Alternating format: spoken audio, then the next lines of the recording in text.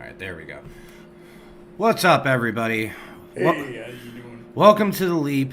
I'm Steve Lucas. I'm Tim Hughes. And, sorry, we ended up running into some serious fucking technical difficulties because, that apparently seems to be our fucking curse. But I digress. I feel we have a really good one here this week here, guys. Lots of big news, lots of stuff for trades. The big news going on right now, Von Miller no longer with the Broncos, and he is now a Los Angeles Ram.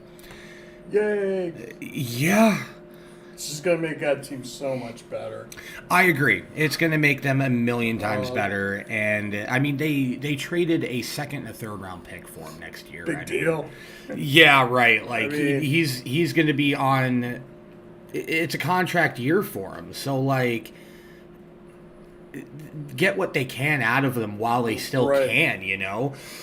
I mean, that just makes a hell of a lot of sense. And now that Rams defense is, like... It's kind of scary.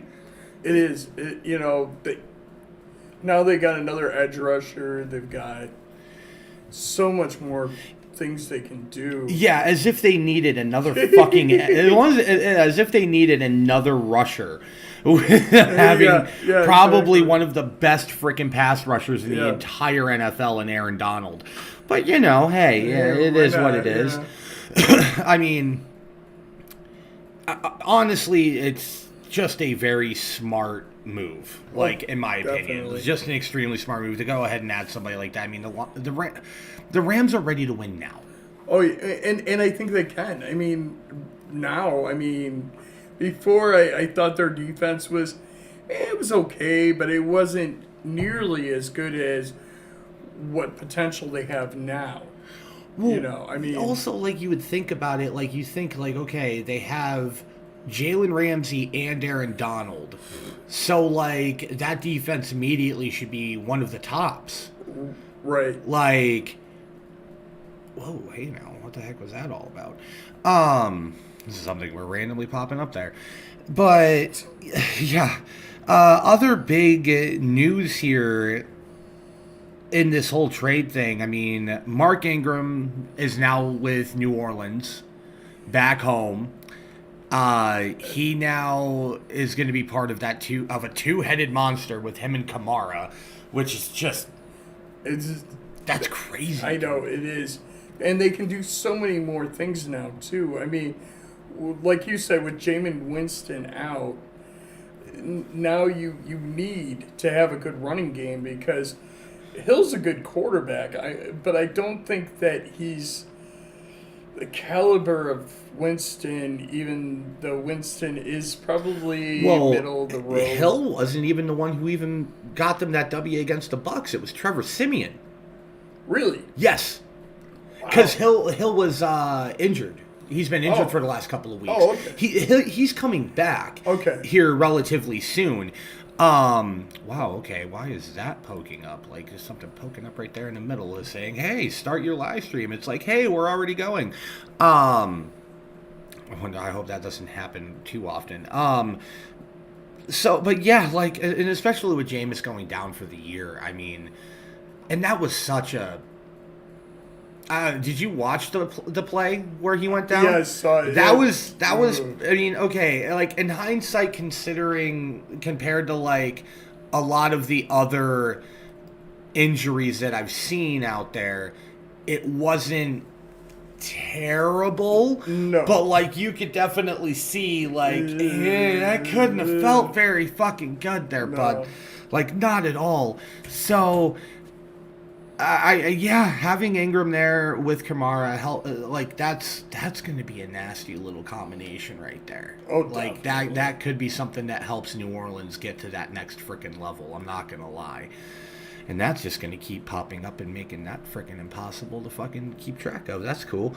Another big trade. I'm not sure how huge of a news this is, but Melvin Ingram got traded from Pittsburgh to Kansas City for a sixth rounder. big next deal. year. Yeah, big right, deal. right. Like Yeah. almost nothing, Nothing. was given in like value for it, but Kansas City now, Needs yeah, defensive help. yeah, they got a guy to help pass rush that they desperately need, and not that Melvin Ingram is like top tier by any means, but like considering how Kansas City's defense has been lately, Weak. they can use all the help they can get Yeah. at this point. Like honestly, they could. It's- I mean, and I know something we were talking about. I know last night and even before the podcast with the Rams here picking up Von Miller, they released Djax. That's crazy because, granted, he wasn't going to be utilized that much in that offense. I don't think. I mean, No, as he much was as- just kind of a person they just kind of plugged in once in a while. He wasn't getting tons and tons of production. He wasn't getting tons and tons of targets.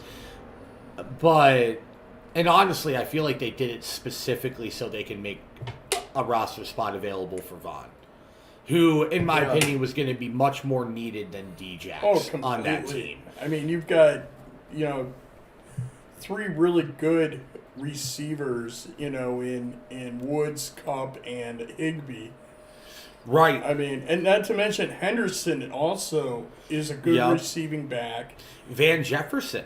Yeah, He- he's not bad. He's been doing pretty good he's for not them. bad. I mean, is he getting like stellar fantasy production by No. any means? No, but like, is he a guy that's going ahead and making some plays and keeping a little bit of pressure off of Cup and Woods and Higbee a little bit, just giving Stafford somebody else to throw to? Absolutely. Oh, yeah. I mean, so I know that DJ, Jackson, he's trying to figure out where he's going to end up next, and it's like, well, there's some teams who could probably use some wide receiver help. I know that some people were saying, I've heard some Packer players being like, send them to the Pack, we could use them, and it's like, I mean, yeah, probably, but I don't know. I don't know if they want. I don't know. I just don't know.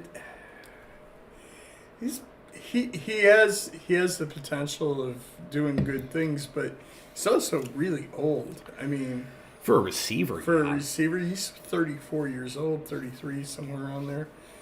And yeah, and I mean, and he's still one of the faster guys in the league, but like, Right.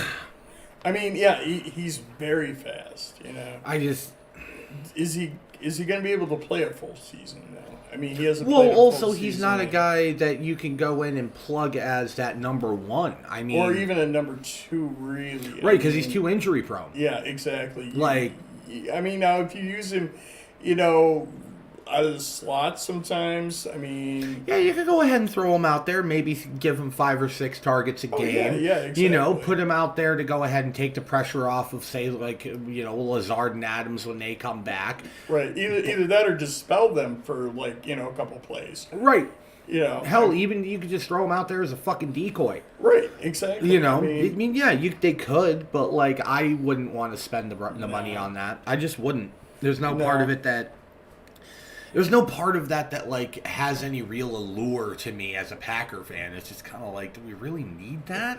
yeah. Like, out of the receivers that are out that like could be acquired, Yeah. I I think feel like- he would fit in kind of good in New Orleans. Because, I mean, their receivers are kind of hit and miss. I mean, Callaway has had some good games. But have any of the other ones really even shown up that much? I mean, to be fair, to be fair, no. no, not so much. So, I mean, just to plug him in every so often, that wouldn't be a bad move, I don't think. no, I don't think so either. I mean, New Orleans wouldn't be a bad spot for him. I mean, hell, even seeing him maybe going and being in a Washington uniform again Yeah, wouldn't be that a bad idea. No, that's- Take a little bit of pressure off McLaurin. You guys still don't have freaking Logan Thomas back. That could go ahead and help that offense out a lot. and they really don't have a clear-cut number 2 receiver no, opposite of McLaurin. no, they don't, and that would be an offense he would fit well in. I mean, I mean, there's a few different offenses out there that I feel he would fit pretty well in. I mean, New Orleans would be one, Washington would be another, Miami would be Yeah, one. that wouldn't be a bad That one. wouldn't be a bad one for him because I mean, honestly, outside of Devontae Parker and Mike Gesicki, who does he got to throw? Who does Tua have to throw to? Waddle. Oh, forgot about Waddle. Yeah. Shit, I didn't even think about that. But I mean, Waddle, he hasn't really done that much this year. I mean, Well, that Miami team in general Hasn't hasn't done done that hardly much. anything, man. and I mean, and that team is so hit or miss. I mean, they can play really good against Oakland, and they can play really good against some other teams, and then they'll just not show up. to me, that Miami team has not shown up against anybody. In my Well, opinion, yeah, they got yeah. one win. Whoop-de fucking do. Dude, the Jets have got more wins than the fucking Miami Dolphins right now. That's scary. Who would have thought that? Who would Yeah, have I thought would. that halfway through the fucking season that the Jets would have more wins than the Miami Dolphins? Not me, no. Same. Me either. I never expected that. Not in a million fucking years. I just did not see that one coming. Oh, me either. Here, I'm actually going to turn these down just a little bit. Maybe that might help out with that echo problem. But yeah, moving on here. We're not going to make the joke that we made in the car because that is terrible. That's just, Big news here, guys, and this is absolutely fucking terrible, and I feel really bad that Yeah. because this is never something that's good to talk about. But it doesn't matter whether you're lowly guys like us or guys who are sitting there at the top doing NFL Network or ESPN. Henry Ruggs, wide receiver for the Las Vegas Raiders,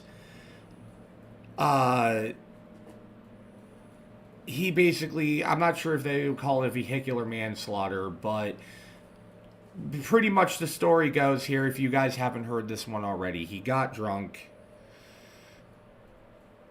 hit another car, and killed the person that was riding with him. And it's an extremely upsetting thing because like we were saying, like one thing we were saying there in the car, it feels like every couple of years, like once a year, once every couple of years, there's always a situation like this. and it's unnecessary. I mean, Agreed. like you were saying, teams have services for their players, to get rides. And why they don't do that is just stupid. I mean, leave your vehicle, get a ride, and then live to play another day. Well, right, and that's one of the don't things. It's kill like somebody. right, like I ended up finding that out. I didn't even know about that. I ended up seeing it from this other guy on TikTok who was talking about it. He was saying like they have these. It's basically like their own personal driver services, Uber services, specifically for their teams. Like you could have made one phone call, dude, one, and you would be avoiding a DUI. The person that you were out with, who I don't know the association of that person, the Ruggs. Like I feel really bad for, like I.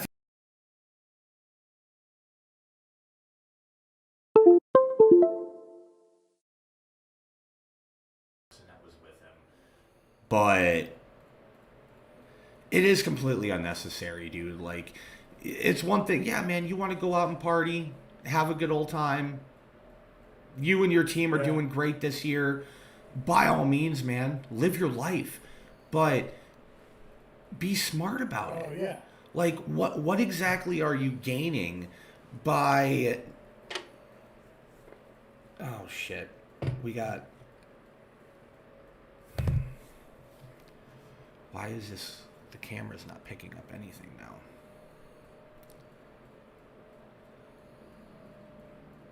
I don't understand why. It's picking up the audio, it's just not picking up any of the video.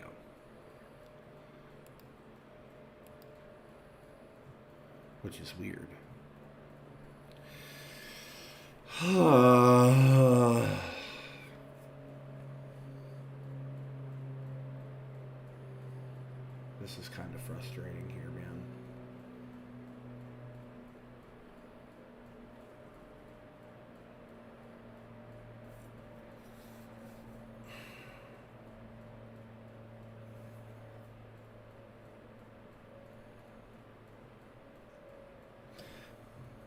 Fuck it. I guess we'll just have to keep going here, I guess. I don't know if this is even picking this up anymore. I don't think it is. Okay, yeah, it is. Still picking up the audio. I'll just adjust it in post, I guess. That's really fucking frustrating. Like, put all this fucking effort into trying to get this shit going, and it doesn't even want to fucking work. But yeah, so Henry Ruggs, I mean, his, not just his season, but his career is now fucking over. Probably in the toilet. Well, Las Vegas just released him. So he's, I mean, he's looking at, from what I saw, 2 years to 20 years, and one is for DUI causing death, and 1 to 6 for reckless driving. That's wow. That's pretty substantial, and it's probably going to be somewhere in the middle. Yeah. Wow, that's pretty substantial, and it's probably going to be somewhere in the middle. Sorry, I was just trying to listen in on that.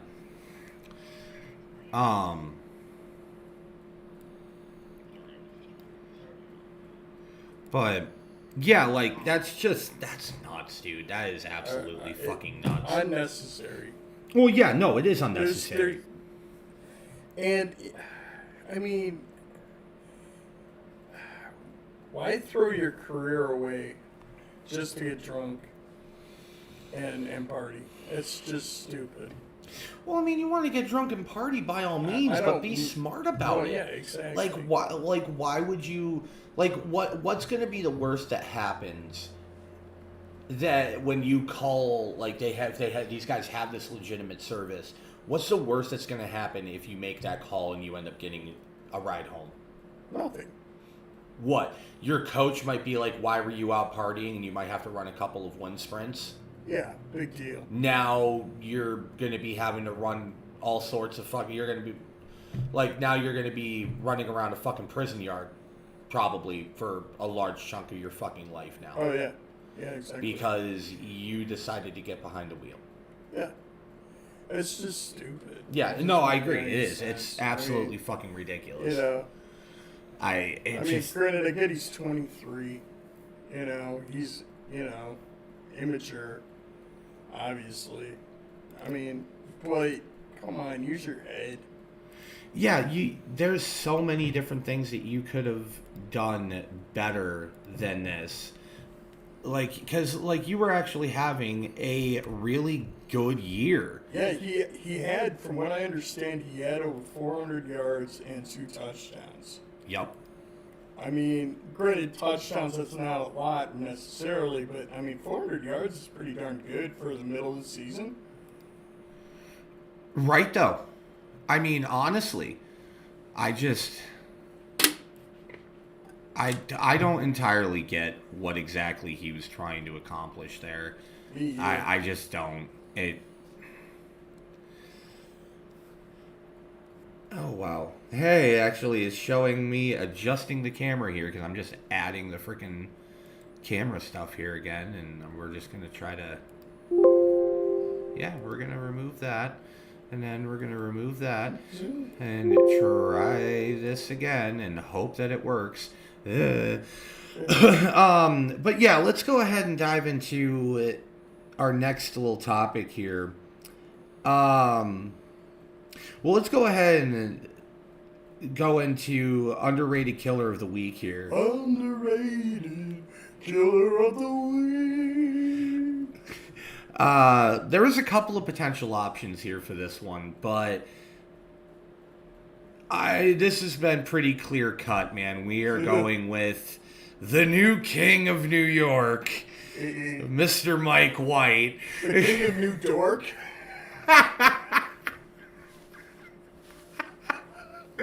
Oh, outstanding.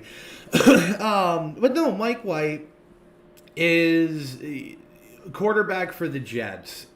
I mean, I don't think anybody expected... Well, I mean, I guess unless you were to maybe ask some Jets fans, maybe they did, who knows. see this guy go out there, beat the Bengals, where, you know, the Bengals are a good team this year, and the Bengals put up one hell of a fight. Like, what was he had? Like, 400 yards almost and, like, 4 touchdowns, some shit like that. Crazy. Yeah, just absolutely insane numbers. Just absolutely went off. And I'm really shocked that this guy was able to go out and in one game do more than what Zach Wilson has all year. Oh, yeah. Yeah, completely. Like, who the fuck saw that happening? Yeah, I mean, considering the Cowboys, I believe, released him at the end of training camp. Oh, he was with the Cowboys? Yeah, he was with the Cowboys. No shit. Yeah. See, I didn't know that. Yeah. Did not know he was with the Cowboys. I mean, I've been seeing a lot of guys on TikTok and social media and everything going off, you know, they're throwing the whole, oh, King of New York, he's the new starter, and it's like, hold your horses there, buddy. simmer it the fuck down a little bit. Like, I understand that the Jets fan base is excited because you had a guy who went out there, he had a really good game, he didn't screw the pooch, got some big time points, and was able to get you guys a W. I understand the excitement. But big butts. Okay? And we cannot lie. All right. Sir Mix-a-Lot has spoken. you wait, like we were talking about last night. The Jets used their number 2 pick to get Zach Wilson. Now, I understand you got a guy here who, for the next couple of games while Wilson is out, has the potential to maybe be, quote-unquote, the guy. But I wouldn't want to go ahead and pump the brakes on Wilson just yet. No. Like, I know there's a lot of people who are talking smack and saying that Wilson's nothing but a complete bust. But you gotta at least give the guy an opportunity, okay? Just because Mike White, while he is definitely our underrated killer of the week this week, just because he had one good game does not mean that all of a sudden he is going to be the savior of the Jets. No. Okay? You guys, the Jets still have an awful offensive line. Yep. Probably one of the most meh running back cores. Right. A pretty meh wide receiving core. Yep. And a defense that, well, that defense is just bad. It's just not good. They have a couple of young players that have potential. Right. Elijah Moore and Carter, the running back, have shown some potential there, you know. But is it enough? I don't think so. They need an offensive line, like you said. Yeah. Well, yeah. I mean, that offensive line is bad. The offensive line is fucking atrocious. Yeah, it really is. It's like right on par there with like the Chicago Bears. Like, it's just not good. It's not a good offensive line. Like, you guys don't even really... as far as I know, the Jets don't even really have, like, a player that they could go ahead and, like, put to be, like, that guy on the offensive line to help lead those other guys, in my opinion. They just don't. And it's pretty freaking sad, to be honest. Like... Well, yeah, I mean... I agree 100% with that. You know, like, and I think that what I want to at least say to these Jets fans right now is slow it down a little bit. Like, let's see what happens over the next couple of weeks before you guys go ahead and start getting that fucking Garner Minshew freaking mentality and being all like, oh, he's the greatest thing ever. And it's just like, okay. We get it. We get it. You guys want to go on a mustache ride. Yeah. All right, I get it. But, like, take about 50 to 60% off her. Wedgers, what are you doing, little buddy? Come here. Come here. Come here, little buddy. Don't you want to say hi to the peoples? Oh, it's because you're chewing on something you shouldn't be. Yeah, you're always chewing on something you shouldn't be, a little fucker. But yeah, let's go ahead and dive into the next little bit I got here. It's kind of, I guess, in a sense, a two-parter, you want to say it. Let's go ahead and start off here. This week is CMC's return. Yep. The much anticipated return of Christian McCaffrey. And I know there's a lot of fantasy owners out there right now who are ecstatic because, now they're able to throw their big dog back in. But I think going off of, what we've talked about before, is McCaffrey going to be able to stay healthy? That's the big question. I don't know. I don't know. And the question actually is any running back going to be able to stay healthy? Look at Derrick Henry. See, that's the other part about it, is Derrick Henry's now out. It's 6 to 12 weeks is the projected time. So the minimum for him to come back is the end of regular season, which means that the Titans have to put their playoff hopes in the hands of Tannehill. Yep. Which he could. I mean, hey, we had some really big hopes for Tannehill. Oh, yeah. But a lot of that had to rely on the fact of Derrick Henry being there. Oh, completely. Because if you don't have a running game, then you're screwed, basically. I mean, because the receivers aren't going to be able to. They'll just double team everybody, Right. I mean, I don't know. But yeah, I mean, that was really disappointing because Derrick Henry's only missed one game in 3 years. It's probably me. Oh, okay. I thought that was like. No, I was what? just, I was moving that. No, you're all good. You're all good. Yeah, no, I think that I think that Derrick Henry going down is probably some of the most significant news this week. Or all season, really. I mean, because he was on pace to break Eric Dickerson's rushing record. Not just break it, but make it his bitch. Oh, yeah. Like, he was pretty much being like, records? Records? I hardly knew her. Like he was bending that shit over and making it his bitch. And, it's a shame, dude, because it's like, that's kind of one of those things that really kind of irks me a little bit about it with Henry going down. And it's, injuries happen. There's not really anything you could do about it, but it's like, I'm already thinking about what could have been. Oh, completely. And I mean, if you think about it, what player now, what player is safe from injuries? Because if Derrick Henry goes down, heck, anybody can go down. Anybody. Yeah, Yep. I mean, it's just, when I heard that, I'm like, I don't even know anymore.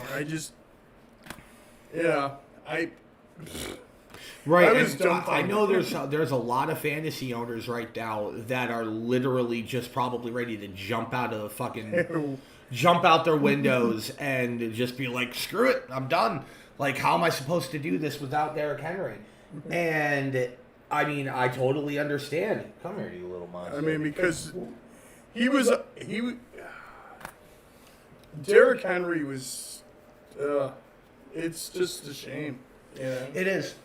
And I mean, going into the thing here, I know a lot of people have been talking about it, is the Titans went and, with Derrick Henry going down, they signed future Hall of Famer Adrian Peterson. They signed him to the practice squad with the intention of bringing him up to the main roster. I don't know how much work he's going to get here in the first week or two, but I mean, I'm sure he'll get a substantial amount of carries. I mean, probably. You want to be part of the show too? You want to be part of the show? Want to say hi to everybody? I mean, I think that, after he kind of gets settled in, the part that I have here is Adrian Peterson the Titan savior? I don't know. Is he going to be the savior of their season? Like, well, I mean, I scooped him up. You know, I dropped Devontae Booker because Saquon's coming back. I figured, screw it. Let's go ahead and see. Because worst case scenario, it turns out he doesn't do anything. Right. I could release him for somebody else in a couple of weeks. Oh, yeah. Yeah, Because I'm not hurting for running backs at the moment. Yeah. You know, best case scenario, I'm not going to say that Adrian Peterson is going to go out there and put up Derrick Henry number or even former Adrian Peterson numbers, but I mean, he just makes them better though. It adds a veteran back into that room that can go ahead and take the lead until Derrick Henry comes back, or if he comes back. Yeah, or if Jeremy McNichols can step up into that role and have Adrian Peterson, complement that. I mean, because you need another running back. You can't just rely on Jeremy McNichols. No. I mean, I don't think anybody really is expecting that. I mean, I wouldn't expect anybody to be expecting that out of him. Hell, and I don't even know if I don't even think they're going to be expecting that from AP. I think they're pretty much just bringing him in to be like, hey, man, we're just trying to put something together here so we can maybe try to salvage our season. So if we can go ahead and work our way into a playoff spot by the time that Henry is able to come back, then we can go ahead and try to make a run at a ring. So do you think it's going to be more of a running back by committee? At the start, yes. I have a feeling that this first week, chances are it's probably going to be the ability. It's going to I don't expect to see Adrian seeing a bunch of time this week. No. He might get a few reps, kind of knock the rust off a little bit, right. Give him an opportunity to get used to the offense. Which, I mean, the offense is something that I feel like Adrian Peterson is going to know the offense relatively quickly. With the amount of years that he's spent in the NFL, I don't see any reason why, he's going to have any trouble with that. I think it's going to be more, they're probably going to, spacing on the other guy that you just said. Jeremy McNichols. McNichols, yeah. He's probably going to end up getting the majority of the touches here in this next week. Adrian might get a couple. And then probably over the next couple of weeks is how they're going to end up evaluating that. I would assume anyway. Like, I don't expect... I'm not going to lie. I don't expect the Titans to make the playoffs without Derrick Henry. I just don't. They don't have the defense to back it up. And, I mean, even their receivers haven't really done that much. No. Looking at Jeremy McNichols just for a moment,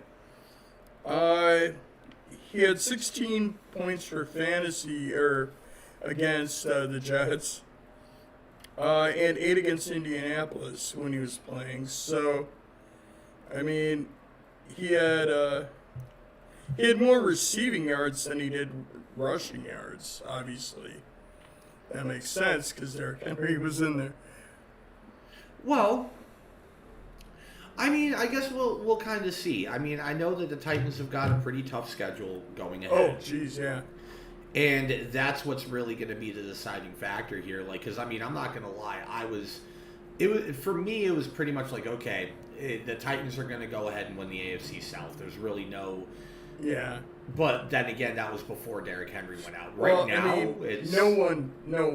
Nobody expected that to happen.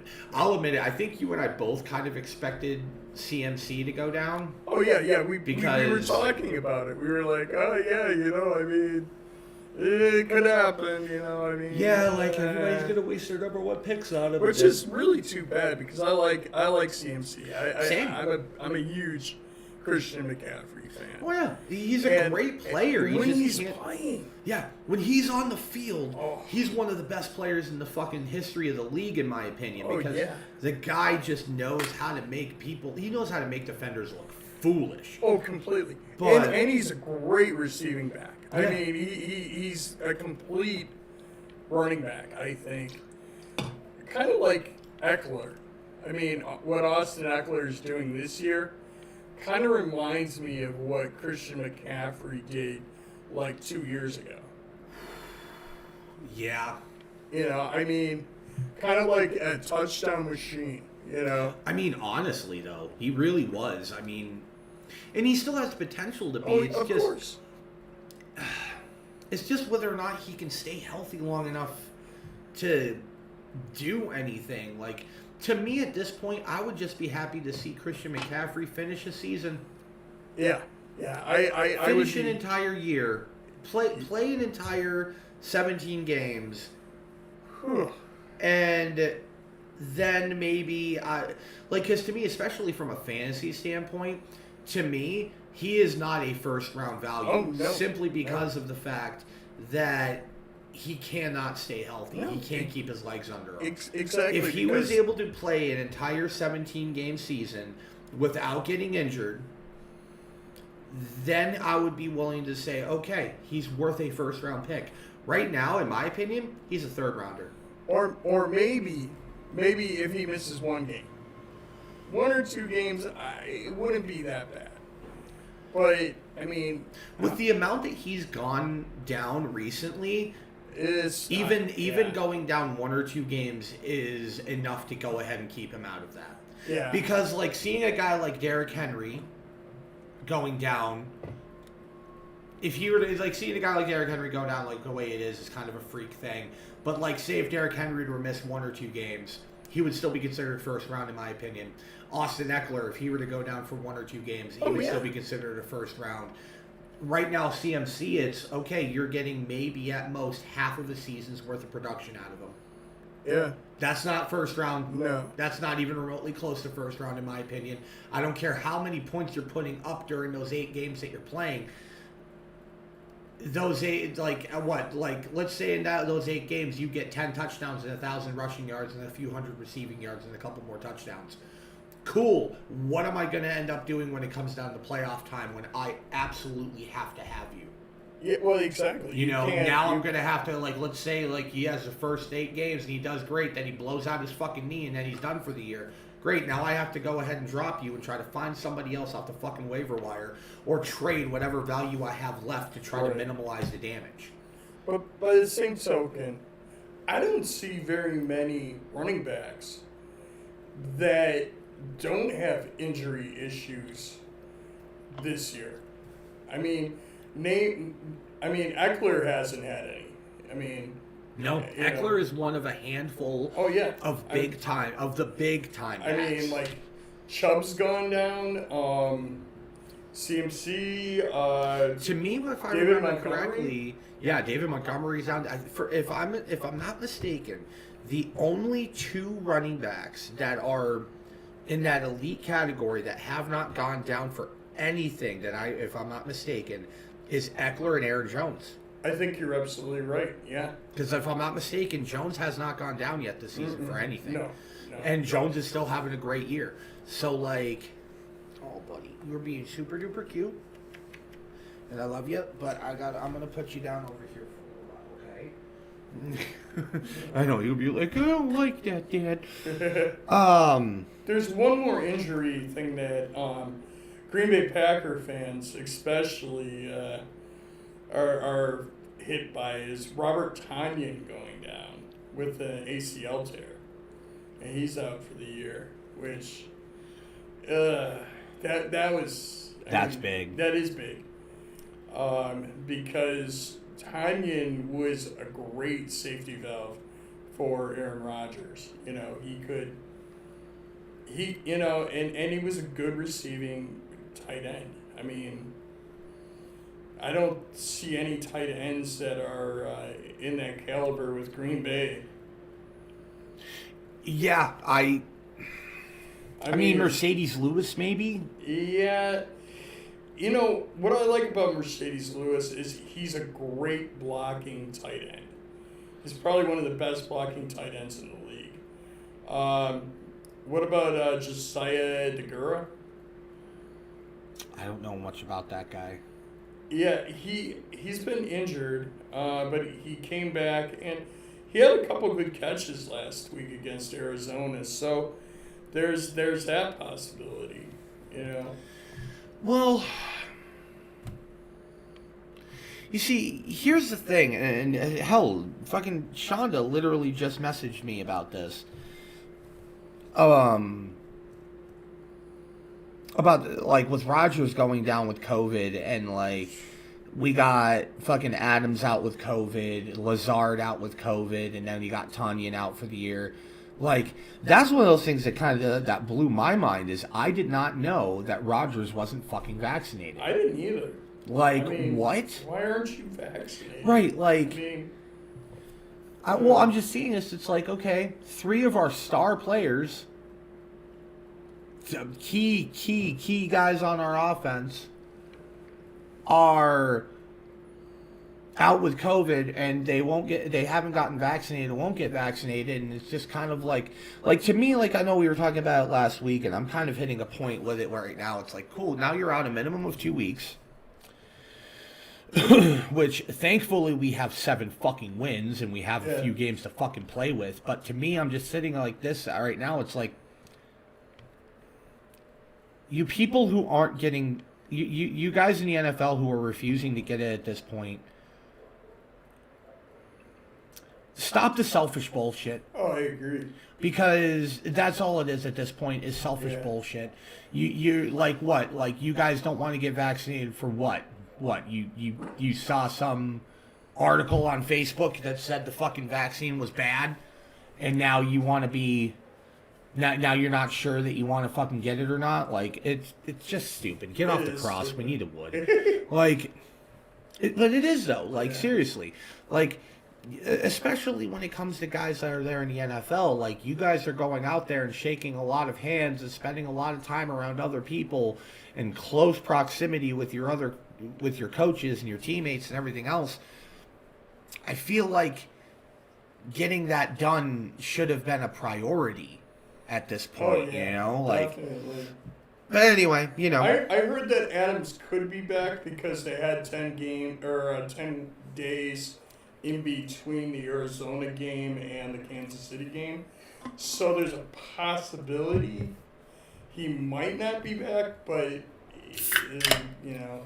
Well, losing Adams and Lazard to COVID protocol wasn't like because we were able to get past Arizona, right? And you, like you said, having that 10 days, like that makes like that loss was made to be like manageable, right? Whereas losing Rogers, it's like for almost 2 weeks. That would that's fucking awful because like great.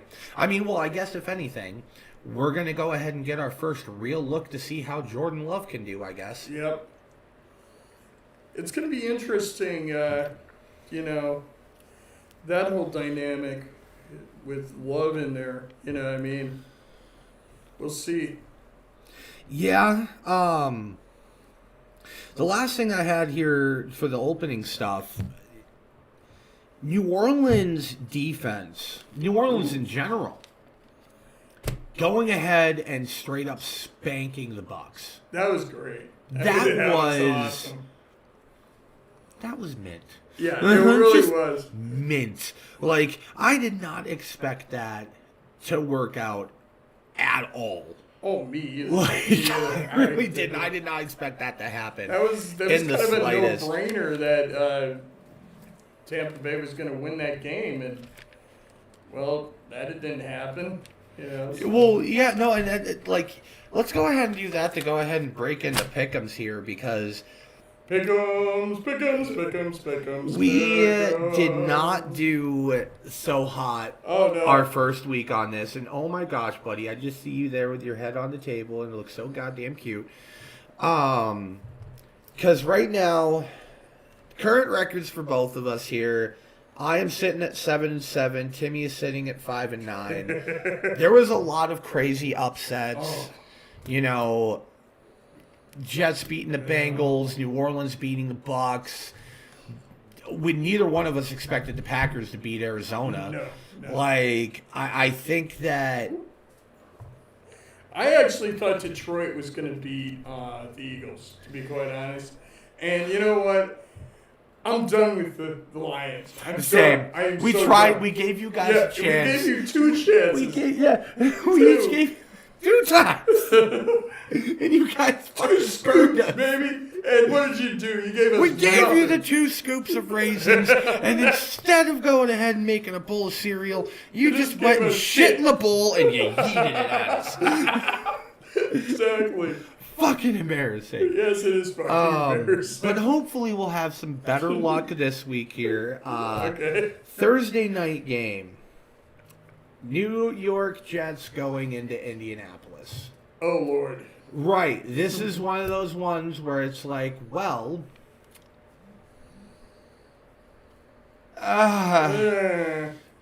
like, okay, on paper, Indianapolis has the better team. Oh, They yeah. have the better defense, the better offensive line, the better run game, better skill position players. But, man.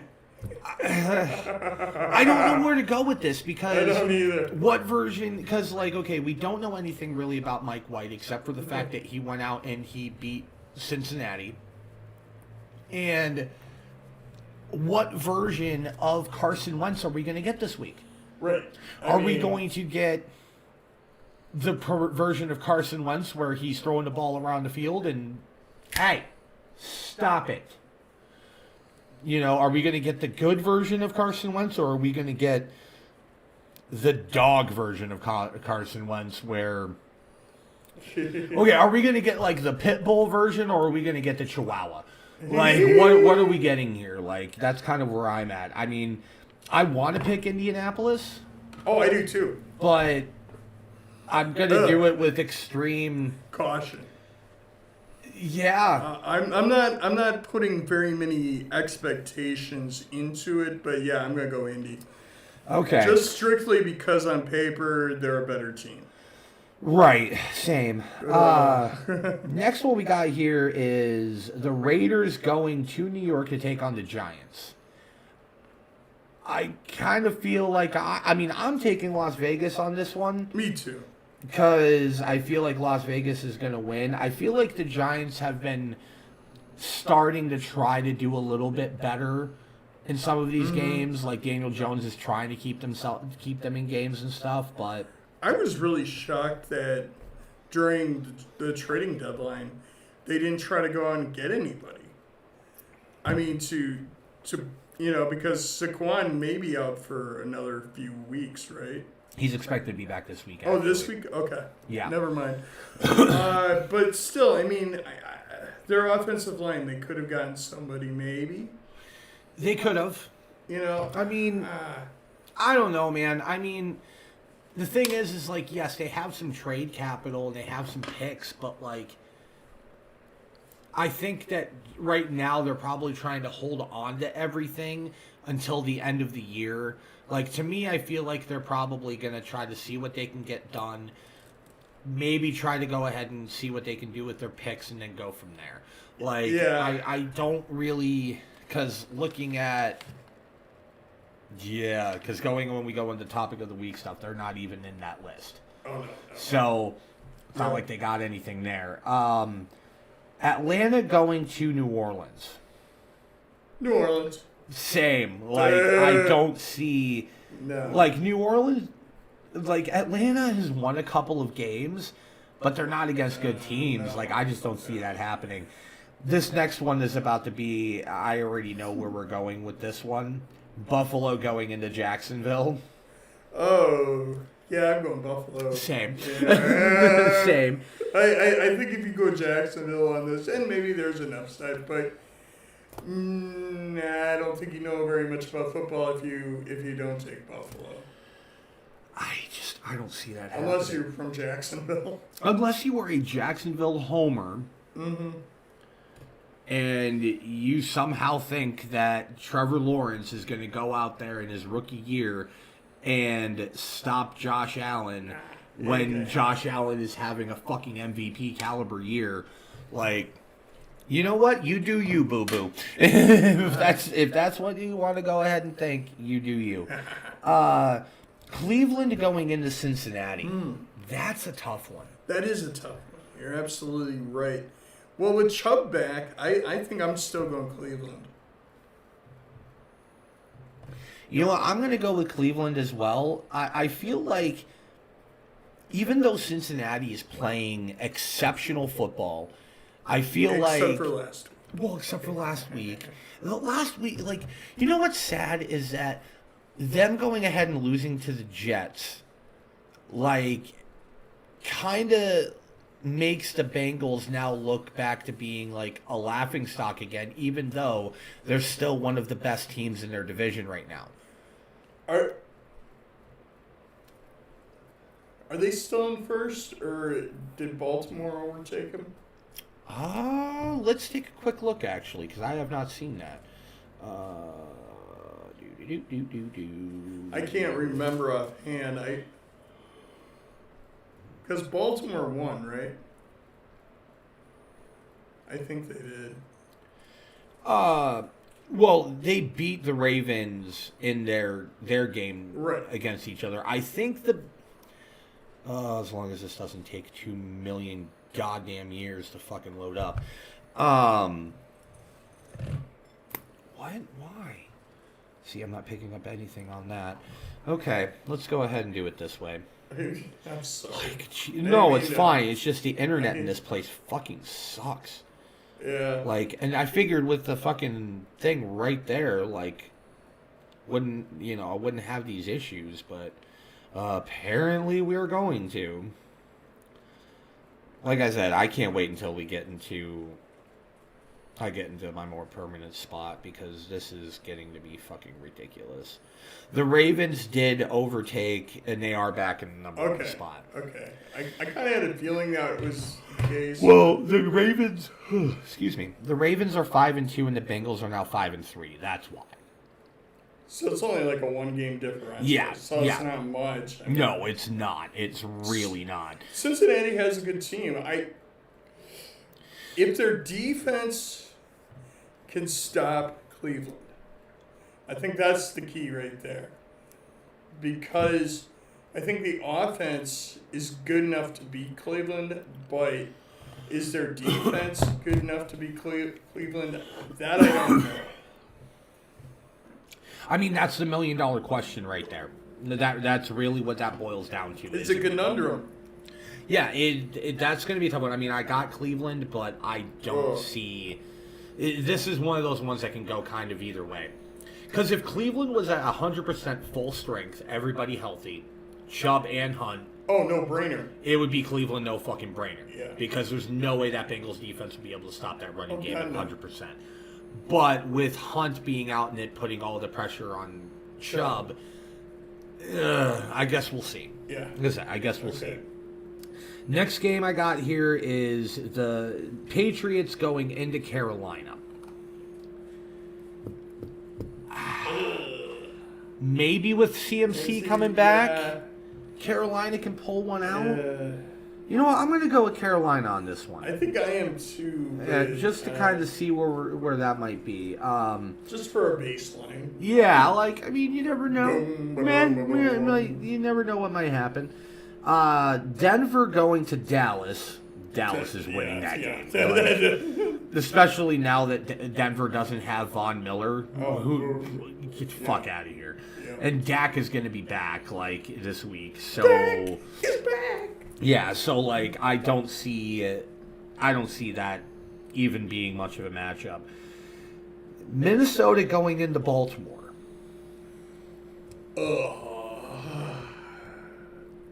I'm going Baltimore. Same. I don't. No. No, I mean, I don't think... Oh, buddy, you peed right on the blanket, man. Oh, you little shit.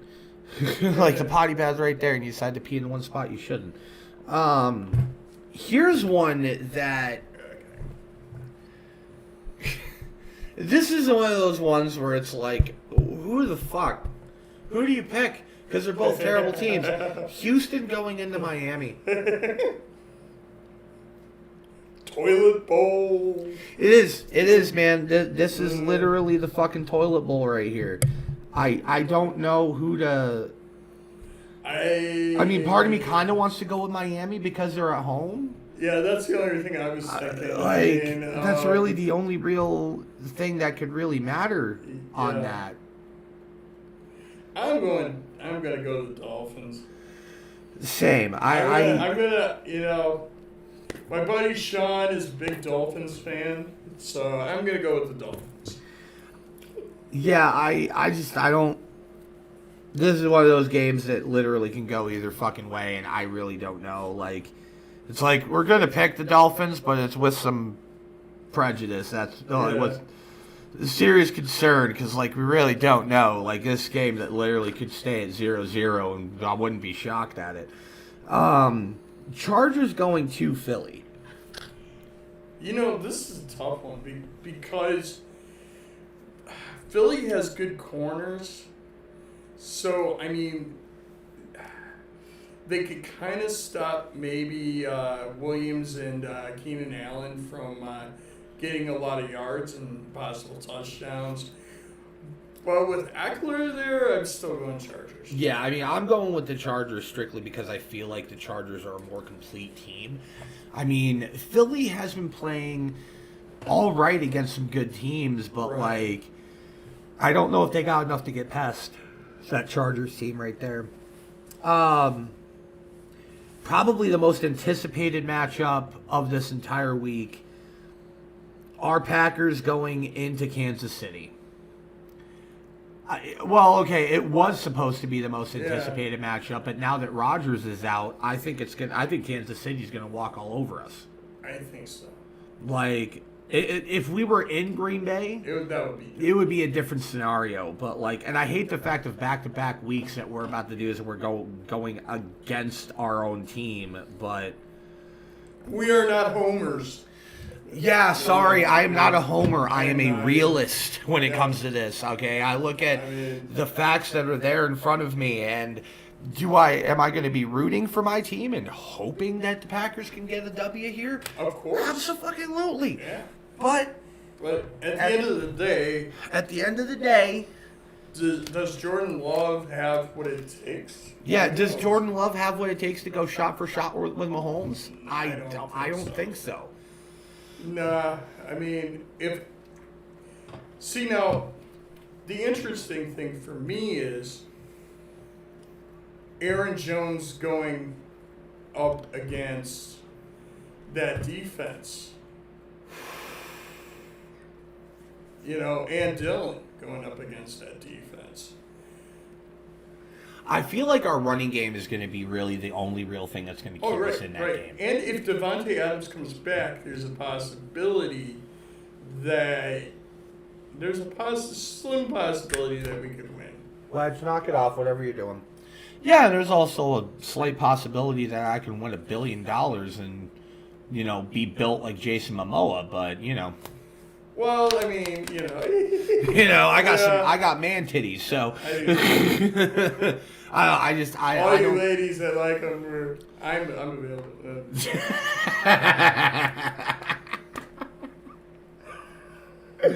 Jimmy, are you seriously simping on the fucking podcast here? We have no viewers right now, but hey. Hey, I mean, have you guys ever seen my? I'm not necessarily desperate. I'm not saying that, but hey, why not? All I can say here for you ladies is I saw this guy eat a taco one time. And he had his face buried up in that bitch. Oh, Just saying. Exactly. He was smashing on that thing like it was his last fucking meal, man. Oh my God. What are we even doing here? Okay. Let's move on. Football. Yeah. Where are we? Arizona going to San Francisco. I mean, I'm taking Arizona on this one. Me too. You have to. I mean, because first of all, Kyler is still Kyler. Edmonds has looked better, and Connor too. I mean, that offense has done really good things, and even with J.J. Watt being out for that defense, and D-Hop being out now for a little while. Let's be real here. What is D-Hop? Well, I mean, I'm not going to say that D-Hop hasn't had a good year because he has been doing pretty good this year, but at the same time, it's like, it's not D-Hop like. it's not what D-Hop normally does, man. No. And I mean, but the thing is, I guess they haven't needed him to do that. No, They haven't that's had to true. put the game on D-Hop's shoulders, Yeah. which is good. But also at the same time, it's kind of like, hey, man, you're supposed to be better than that, you know? Yep. This next one is going to be pretty clean cut, I feel, for both of us here. I feel like we're both about to make the same choice here. Especially with Henry being out. Tennessee going to LA to take on the Rams. Oh, no brainer. Yeah, I feel like the Rams are going to walk all... Like, if Derrick Henry was playing, Oh, it would that'd be a different story. I would probably still give the advantage to the Rams, but not by very much. No. And then the final game, the Monday night game here, is Chicago going to Pittsburgh. That's a tough one because I think Pittsburgh's going to win. I agree. Just because, more or less, Harris. I think Najee Harris, I give the nod, And I think that receiver-wise, the Steelers have better receivers, other than Allen Robinson, obviously, And, I mean, I think Pittsburgh still has a fairly decent defense. I mean, Pittsburgh's got a good defense. I feel Bears like have a fairly decent defense. I think that this is that Steelers Bears game is going to be determined off of which defense is able to disrupt the other team's offense more. Oh, I think Like that's right. ultimately what it's going to be. Like because the Bears, with Justin Fields out there, Justin Fields has shown that he can do a lot of things. Right. And he can do a lot of things well. But he doesn't have a line, he doesn't have weapons. Whereas with Right. Pittsburgh, they have the weapons, they just don't have a quarterback. So, because anybody who says that Big Ben has still got it is fucking delirious. Yeah. Either that or a homer. I'm sure there's a lot of people that I know back home who are a bit of a homer about it and are probably like, well, it's still Steelers, and it's like, he's still Big Ben. And I'm just like, yeah, he's still Big Ben. The guy who hasn't done fuck all in the last couple of years because he just doesn't have it anymore. Right. Like, Just stop it. Retire. At the end of the year, retire. Because that way then you keep your legacy somewhat intact, I think. Right. Right. I agree. I mean, if you keep going, it's just going to be, it's bad. I don't even like we've been talking about here over the last few weeks. I do not see the Steelers keeping him after this year. I mean, well, this is the last year of his contract anyway, so I do not see. I think that they would be really, really, I'm not going to say stupid, but I'm going to say Delusional. Naive. Delusional is a good word. I mean, that's the only one I can think of. Yeah. That would because if Tomlin and that organization were to continue to pay Big Ben to go out there and not perform, they're delusional. Heck, you can sign me. You could sign any person in this room right now, including the fucking puppy, and he would probably do about as good a job as Ben Roethlisberger is right now, in my opinion. Sorry, not sorry. Yeah. Like, that might piss off some people, but tough shit. But moving on. Moving on. Let's go ahead, wrapping up hour number... Well, we're into hour number 2 here, Oh, wow. but... Well, I mean... Well, See, this is why I'm glad we started early. Oh, yeah. Me too. Let's go ahead in the starting bench here. Start and bench, start and bench, start and bench. We got some good ones here. Going right into running backs here, I got 2 guys for bench. And I think it's pretty clean cut, but I feel like both of these people are running backs that guys are throwing way too much fucking stock into. And one of them I can kind of understand because he is the starter. The other one, not at all. I still see people putting a lot of faith in Joe Mixon, saying that he is an RB1 when he is not. He is an RB2 to flex 1 or 2 at best. Yeah. He only does well against bad defense guys. Like, that is the biggest problem with this, is that he only does good against terrible, terrible defense. So, honestly, like, what are you expecting this guy to do? Like, going into this week against Cleveland, what do you expect Joe Mixon to do? Because even with those injuries that are going on in Cleveland right now, they're not on that defense. No. Miles Garrett and Jadeveon Clowney are still fucking tearing people up right now. Wait a minute, Jadeveon Clowney, is he with the Browns right now? I can't remember. I don't think he is. I don't know. Either way, that Cleveland defense is not going to let Mixon do a goddamn thing. And then the other guy, and this is somebody like guy I'm facing this week. He's had this guy in this fucking lineup every single week. I feel like he's just set up as the first initial lineup and then just left it and just has not touched it the rest of the fucking year. But Nyheim Hines. I see a lot of people in all 3 of my leagues. I see guys who have him in the starting lineup somewhere. Like in our league, dude's got him as his number 2 while he has Jonathan Taylor as his number 1. How do you get points on that? I mean, you don't. No, not really. You don't. Because I can understand having Jonathan Taylor there. He's having a fantastic year. Oh, yeah. He's doing fantastic. But Hines is just getting sloppy seconds. Yeah.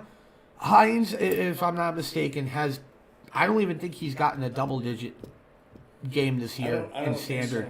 So, like, but in all 3 of my leagues, I've been seeing him in, and I do not get it. I don't understand it. I don't know what the allure is behind this guy, because all that's happening is this guy is getting minimal production. He's getting minimal points. He's not doing anything. So why are you guys putting this dipshit in? Like, really though, why are you doing it? Like, to me, I feel like it's people who are. But I've been noticing this a lot. Like, and I've noticed it especially in our league, and it's pissing me the fuck off. Is guys who are just going ahead and setting up their lineups, and then they're not setting them up each week. Oh, right, exactly. It's driving me fucking nuts. Oh, I know, me too. Yeah, I'm getting really tired here all of a sudden. I don't understand why you can't just spend 2 minutes. That's all it takes.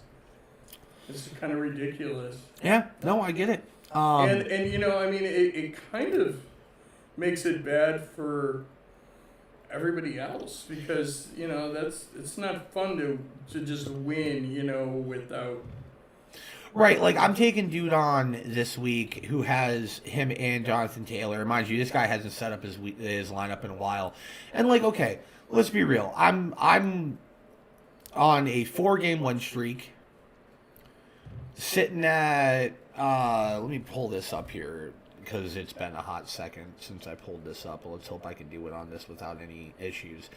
But I'm sitting at number 3 in our league right now, projected to finish off with the title. And I just, because I'm sitting at 5-3 right now. I'm on a 4-game win streak. This guy with them in there is sitting at getting a maximum of 85.7 points in standard. Wow. Right. Yeah. Like, I can't really talk though, because last week I had 63 points in my other league. Which, I mean, yeah, but the thing is though is that you were actually setting up your lineup and you just happened to have a bad week. Okay, well, that happens. Weeks. Yeah, bad few weeks, Yeah. and I feel bad about that because I seriously expected you to. I seriously expected there to be much more there, but I don't know. You know, Antonio Gibson. I was so sold on Antonio Gibson. You know, I see, and this is why you never trust the experts, because the chances are they're going to be wrong. I mean, few times maybe, but yeah, the Antonio Gibson, everybody that was chomping at the bit on him, you were wrong. And thanks for thanks for getting me to drink that Kool-Aid, because it tasted like piss, basically.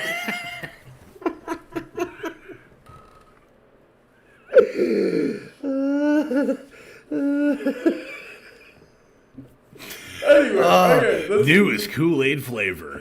Week old trucker piss. Straight from Piss Jug Alley.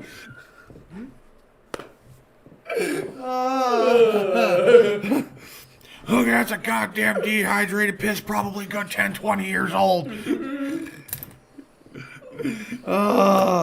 Sorry. Whenever you let Ricky go ahead and do something, his brain immediately goes to piss. why do I feel like I have stackers and This piss is full of fucking Mountain Dew and Stacker 2s.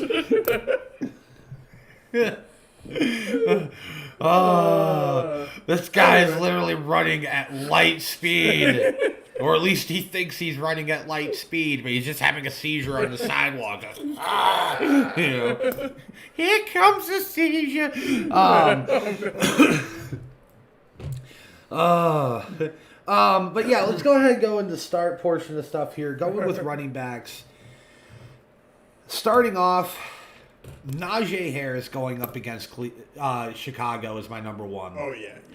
Najee Harris is having an outstanding year. Definite Rookie of the Year candidate. It's pretty clean cut. And probably top 5 next year, I think. Yeah, he's got a potential of being a top 5 back in the next draft, next fantasy draft. Like, this guy's playing fantastic football. Completely. And also being at home is going to be beneficial. Aaron Jones going into Kansas City is number 2. Jones is going to be a big part of what the Packers are going to be able to do here this next week. It's probably going to be the same setup that they had against Arizona. I really wouldn't be shocked. Try to keep Mahomes off the field. Right, exactly. You know? I mean, and that worked against Kyler, so there's a possibility it could work against Kansas City. I mean, we'll see. yeah. I mean, and if you use Dillon to pound up that defense a little bit, you know, and then put Jones in there, I think that might be a good thing to do, because, you know, get the defense exhausted and then Jones can just go. Right. I mean, yeah, I feel like our running backs are going to be what ends up really being the deciding factor in that A.J. game. Dillon, the tenderizer. I'm leaving that one alone. The next one I got here is Alvin Kamara going up again. They're going to be at home against Atlanta. Even though I know Jameis is out, Kamara's going to get them touches. So it's going to happen there. Started the two-headed monster again. Right. Darrell Henderson going up against Tennessee. Henderson's had a fantastic year. It only makes sense that it's going to continue to keep going that way. And then I got touchdown last week, I think. I'm not sure. I'd have to take a look. Receiving touchdown, I think. Oh, let's take a quick gander. Because, you know, I know that fucking old boy here still has him on his fucking bench. I would start him. People just being... well, he hasn't set up his lineup in a few weeks, so, you know, just being lazy. Yeah, touchdown, rushing touchdown this last week. Oh, rushing, okay. And a receiving touchdown. He has 7 total touchdowns on the year. That's crazy. Yeah, having a But great... it just shows you how much Stafford makes that team so much better. Mm-hmm. Because now you can have a running game. Yeah. You know, I mean, and nothing against Henderson. I'm not saying that Henderson hasn't done a good job. I'm just saying... Done a fantastic job. Oh, yes, definitely. I'm just saying that Stafford just takes that team to the next level, I think. I mean, agreed. Yeah. I totally agree. Stafford has made that team significantly better. The next guy I got here, the last guy I got here, and this is one of those pretty clean-cut ones, Austin Eckler going into Philly. Oh, yeah. Eckler is having an outstanding year, and if you got him, start him. Like, it's going to happen. Yep. He's going to do some big things here. Going into receivers, got Cooper Kupp against Tennessee, pretty clean cut. CeeDee Lamb going against Denver. As long as Dak comes back, start CeeDee Lamb. I don't see any reason why there would be an issue on that. Unless Dak is out, then you might want to reconsider. Right. Stephon Diggs going against Jacksonville because you know Buffalo is about to beat that ass. Yeah. And it's not going to be fucking pretty. It's going to be a Buffalo.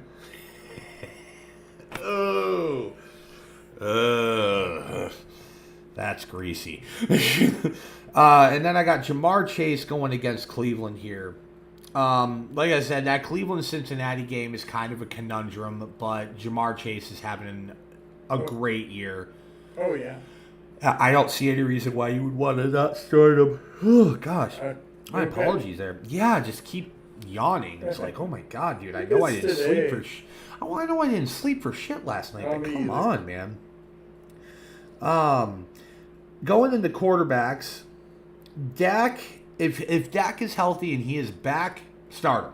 Oh, yeah. You know, go ahead and do it because he's playing great. No reason why he shouldn't be able to do good. I got Josh Allen, obviously, going up against Jacksonville. Pretty clean cut. Yeah. You fucking start him. Matthew Stafford. That's the next one. Matt Stafford going against Tennessee. And then Justin Herbert against Philly. I feel like those are going to be the ones that... I mean, I guess, yes, if you got Patrick Mahomes, go ahead and start him because that going up against Green Bay without Rodgers. But I feel like even that one might be a bit of a stretch.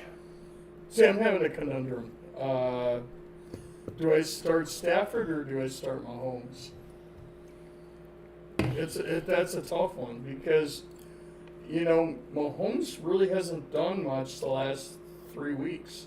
Really, I mean, he hasn't had. He's done all right, but he hasn't done No. typical Mahomes numbers. Right, exactly. And that's been the problem. And Stafford has. I mean, Stafford's been tearing it up. Yeah, Yeah. he's been very consistent and- all year and, long. I mean, the crazy thing is I think I'm going to put Stafford in, but you know, at the start of the season, would I have thought that I was going to be using Stafford more than Mahomes?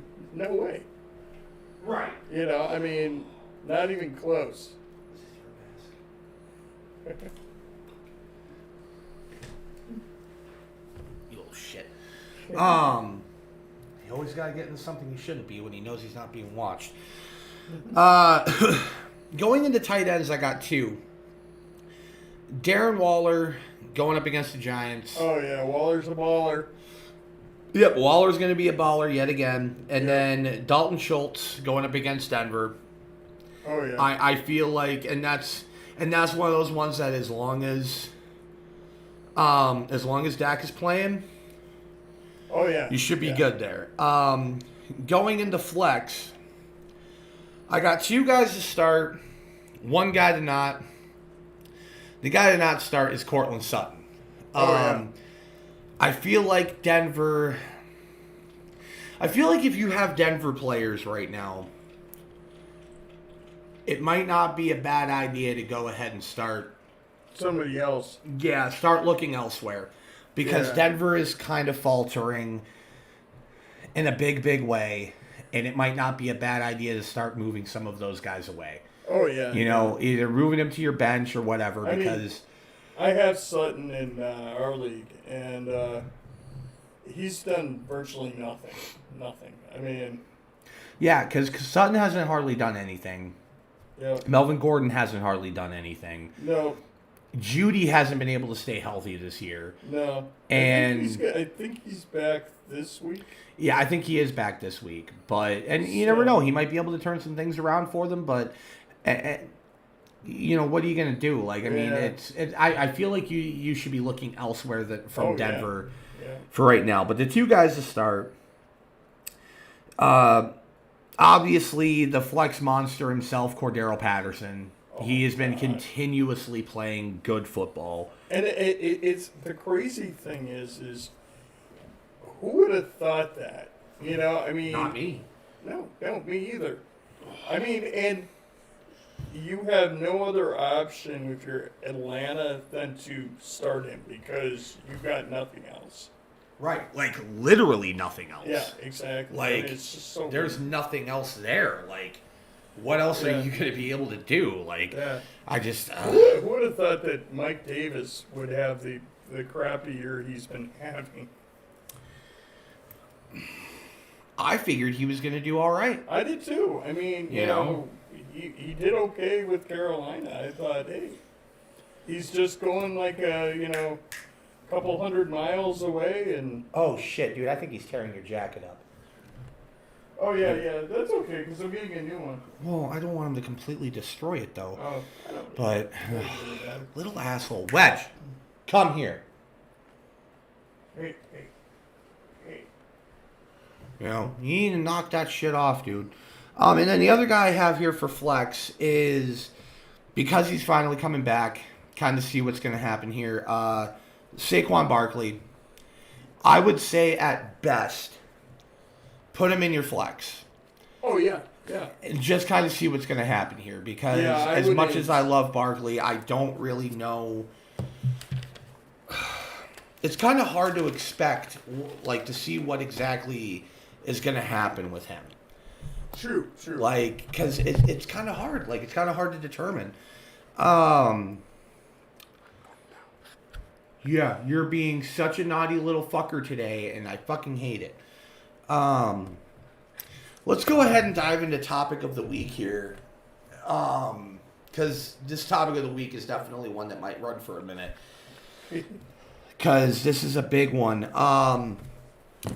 We are doing the topic of the week here pretty much on the top 10 teams with the 10 teams with the most cap, at least right now, going into next year. I got the top 10, and then I got basically 15 players that I saw there at the beginning of that list that are going to be free agents, that are significant free agents. So the top 10 teams with the most cap right now, the number one cap team right now is Jacksonville, sitting at $26.6 million. Then we got Philly at 20.7. Wedge, what are you doing? Little fucker. Denver at 16.3. Which is part of the reason why I think they might have moved Von Miller, to open up some cap space. Oh yeah, that's probably Carolina at 12.9, Seattle at 12.3, Chargers and Baltimore both have 11.7 million, Pittsburgh at 11.4, Washington at 10.4, and Cleveland is the first single digit cap team there at 9.5. So those are the 10 teams that are probably going to be the ones spending the most money. At least as of right now, unless, some of these other teams that have got some serious cap issues decide to go ahead and release, or they trade somebody in the offseason to move up some cap. This is kind of an interesting thing, considering when we're looking at some of these guys that are going to be available. Because, like, Von Miller was in the last year of his contract. So, unless the Rams decide to go ahead and give him a big-time extension, he's going to probably end up being somewhere else next year. right. And then, like, I see some of these other guys here, like Brandon Sharif, Allen Robinson, Chandler Jones, Chris Godwin, Devontae Adams, Tyrion Matthew, Cam Robinson, Stephon Gilmore, JPP. Like, there's a lot of names here that I feel like they are going to... there's some people here that are going to get some huge contracts. Like Devontae Adams, his current market value, and this is why I don't think he's going to re-sign with Green Bay, is $24.5 million a year. He's projected to get a 4-year, $98 million deal. Jeez. He is, and that's the market value. So that's not to say that, that there's going to be a lot of teams that are probably going to be throwing offers out there. So Devontae Adams is probably going to be getting a $100 million contract next year. Right. You know, like Yeah, I don't think Tyrion Armstead, the left tackle, he's projected to get a 4-year, $95 million. He's probably going to be 100. I'm not sure if we have a $100 million offensive lineman right now, but Maybe. he's got the chance to become the very first $100 million offensive lineman. I don't even think Bakhtiari's that. No. No, Bakhtiari was only averaging about, it was like 14 or 15 million a year, something like that. Only. Um, I'd take $1 million. shit, and you gave me $1 million, dude. Holy fuck, that would be fucking amazing. But like I'm looking at teams like this, like teams like Jacksonville, who have a lot of talented players. Like in all reality, Jacksonville sitting there with that amount of cap, they have their QB of the future, they have their running back core set up, they have receivers. Oh, right, yeah. They could go ahead and take that, and they could go ahead and pick up a dude like Chandler Jones. They could pick up Dante Fowler. They could go ahead and pick up a Stephon Gilmore, a Von Miller. Like, hell, they could even go out and get a guy like Brandon. Like, you go ahead and get like any one of these guys, and still have money to play with. Like, they could bolster their offensive line. They could bolster their defense. I think they need to bolster their offensive line. I agree. Oh, I definitely agree. They Could you see? I mean, could you imagine like Sharif in Jacksonville? That would be an interesting one. I mean, see, when I'm looking at some of these guys that are going to be a little bit like the one tackle that I see here, that is a guy that. Okay, so Cam Robinson is currently in Jacksonville. He's projected at his market value is at 11.3 a year, so he's projected to get a 4-year, $45 million deal. I could see, to me, I feel like Jacksonville needs to go ahead and re-sign him. Oh yeah. That's going to be smart. Like, you go ahead and you re-sign him. Hell, you re-sign him at that market value, you still have double-digit cap to go ahead and work with to pick up a guy. Like, in all reality, Jacksonville could go ahead and pick up Cam Robinson and Von Miller. Hell, they could even go and pick up Chandler Jones. Wow. At 15.5, like, because they could go ahead, like, honestly, they could go ahead and sign Cam Robinson and Chandler Jones at market value and still have a little tiny bit of cap to work with. Wow, that's crazy. Right, like, so that's kind of nuts. Like, a couple of names that I see on here that of guys that like they're currently being shown with no market value. The one is Big Ben, but that's because he's not going to be playing. I don't see anybody signing him unless it's minimal money and having him sitting on the bench. Like, that's at best. What are you doing, little guy? You're just causing all sorts of whatever. But, like, I see teams here that have money that, like, if they were to go, like, okay, Philly sitting here with $20.7 million. That's not bad, yeah. I mean, they're projected to have a top 10 draft pick, so they can go ahead and get themselves a skill position player to help out their quarterback. They already got, they got Devonta Smith, they got, excuse me. They got Jalen Hurts for their quarterback. They still have some depth, a little bit of depth on their offensive line and their defense. But, like, to me, if I was, like, the Eagles right now, I'd be like, well, I have some money. I'm not going to be able to afford to get a guy like Devontae Adams, but I could go ahead and pick up one of these. hey, what are you doing? Wedge, He's trying to eat my pocket. stop it. Here you go. Come here. Like, do you not realize you're ruining this entire fucking thing right now? But, like, they could go ahead and pick up one of these. Like, there's a lot. Like, okay, the one guy I see here that's on Philly that they probably should sign is defensive end Brandon Graham. Oh yeah. His market value is at 11.3 a year for a 4-year deal, so $45 million. Manageable. They could go ahead and re-sign that guy and still have some money to play with. To me, I feel like if they're the Philly, what they need to do, in my opinion, is, hey, I would just push him down, but because if he's going to keep doing what he's doing there, is they need to re-sign Brandon Graham, and then they need to sign, I feel, use some of that money to pick up one of these high-end tackles. Yep. Invest in your offensive line to help protect that quarterback of yours. Like, but then again, I also feel like the Bears need to do that, but the Bears don't even break anywhere close to this. No, Like- exactly. Like, but the thing is I'm also seeing there's a lot of good receivers on this list too. As I see Devontae Adams, like these guys, I don't think hardly anybody is going to really be able to afford Devontae Adams right now. No. But, and this is, okay, here's something that doesn't make a lick of sense to me. What's that? Allen Robinson is projected to be getting more money a year than Chris Godwin right now. What? Yep. The market value for Allen Robinson is $20 million a year. Come here. Yeah, come here, you little monster.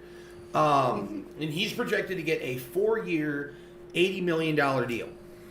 Wow. Whereas Chris Godwin, his market value is at 17.1, and he's projected to get a 4-year, $68 million deal. I like Allen Robinson, okay? Both Allen and Chris are both Penn State players, okay? So obviously I'm going to support both of those guys. But to me, Chris Godwin is going to be a much more valuable asset to somebody's team than Allen Robinson is. I think you're absolutely right. Like, to me, I feel like those values should be reversed. In my opinion. Yeah. Like, because I'm looking at this right now, like, I could go ahead and see a team, like, okay, the teams that I'm seeing right now that, like, could really benefit from adding a guy like Chris Godwin, like, Philly could definitely go ahead and afford to get somebody like that. The Chargers, Baltimore, Washington, any one of those teams could probably go ahead and manage picking up a guy like Godwin. Washington would be an interesting one. Well, Washington's sitting there with $10.4 million, and obviously, yes, this is current cap. Obviously, this isn't what they're going to have at the end of the year. This list at the end of the year is probably going to be a much different thing. I felt like bringing this up a halfway through the year is to kind of show, like, hey, this is kind of like what we're going to be looking at. But this is still going to be very much different by the end of it. Stop. I don't like the fact that I had to spank you on our live, but, like, you're pissing me off now. You keep biting my hand, I'm going to get pissed. Like, a lot of this, though, that I was seeing is a lot of defensive players, though. Like, because seeing, like, Von Miller, seeing Dante Fowler, Tyrion Matthew, fucking Brandon Graham, Stephon Gilmore, Calais Campbell, like, there's a lot of these guys that I feel are kind of sitting at that fair market value that, like, some of these teams like the Chargers or like Seattle or Carolina could go ahead and scoop up some of those guys and take, like, what is, because, like, the Chargers have got a pretty good defense right now. Oh, yeah. You imagine they add somebody like Calais Campbell That would be amazing. to sit there with Bosa and help put some pressure on these guys? That would be fucking nuts. Like, the one guy that I am very interested to see, and part of me hopes he stays in Arizona. I don't know if Arizona is going to have the ability to keep him, but I think would be really, really, it's going to be real. He's going to be a guy that's going to be very interesting to see where he ends up. Is going to be Chandler Jones. Yeah. Yeah, no, He's you're one of the absolutely right. best middle linebackers in the fucking league, or outside linebackers in the league. He's projected, his market value is at $15.5 million a year, so a 3-year, $46 million deal. Jeez. Not That's bad. a steal. Yeah, like that's a steal for a guy of his caliber. So I would love to see where he ends up at the end of free agency. Jeez, yeah. Like, because I would assume, depending on how Arizona does at the end of the year, I'm assuming it's going to be a playoff run, potential Super Bowl run. Well, I guess we'll see. You know, but like, that's one of those ones where it's like, what's going to happen here? Like, because Von Miller, I don't know if the Rams are going to sign Von Miller. Because, like, they could pick it, because his market value is only at 10.3. So, like, they could go ahead and, like, the Rams, in all reality, because Von Miller's expected to get a 3-year, $30 million deal, pretty average for a guy of his age. Right. I could see the Lions going ahead and re-signing him, especially if he does well for them for the rest of the year. Keep him around in LA for another few years, might have a shot at getting a couple more rings. Oh, yeah, definitely. You That never would know. be interesting. Yeah. That would be an interesting one. But, like, Oh, there's yeah. certain guys here that, like, I totally do not see them sticking around.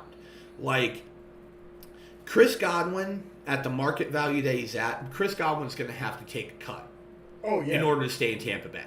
He's not going to do that, I don't think. I don't know if he's going to do that or not. I do not see Allen Robinson In with Chicago, his no. in Chicago. I don't. I do not see him staying there. I have a feeling that now, mind you, them going ahead and letting Allen Robinson walk to go somewhere else will open up things cap wise for Chicago, Oh, completely. which could help them go ahead and pick up a Cam Robinson or a Taron Armstead. Well, maybe not Taron Armstead, but maybe a Brandon Sharif. Like, get them some sort of a top end offensive lineman to go ahead and protect Justin Fields. Right. Like, I could see that. I think Allen Robinson wanted to leave this year, but they franchised him. I think you're right. I think they did franchise him. Maybe that's why his market value went up.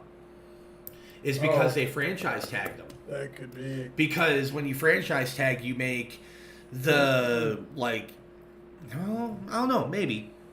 I guess we'll see. I mean, I don't know. Like I said, there's some of these guys that I don't know whether or not they're going to end up staying where they're at. Like, I don't know if Stephon Gilmore is going to stay in Carolina. Like, in all reality, Carolina does have the cap to keep him. But I don't think that it's going to be... I don't know if Stephon Gilmore is going to want to stay in a team that's going to be stuck in a rebuild. Right. Because they're still technically stuck in a rebuild mode. Like, Is he even playing? as far as I know, he is. Oh, wow. Because I know he got traded. Because if I remember, because he was with the Patriots, Right. and Carolina traded for him. He was injured at that point. Yeah, I know he was expected to And be back, they though. said that he was out of shape, though. He wasn't in playing shape, so who knows? I mean, maybe.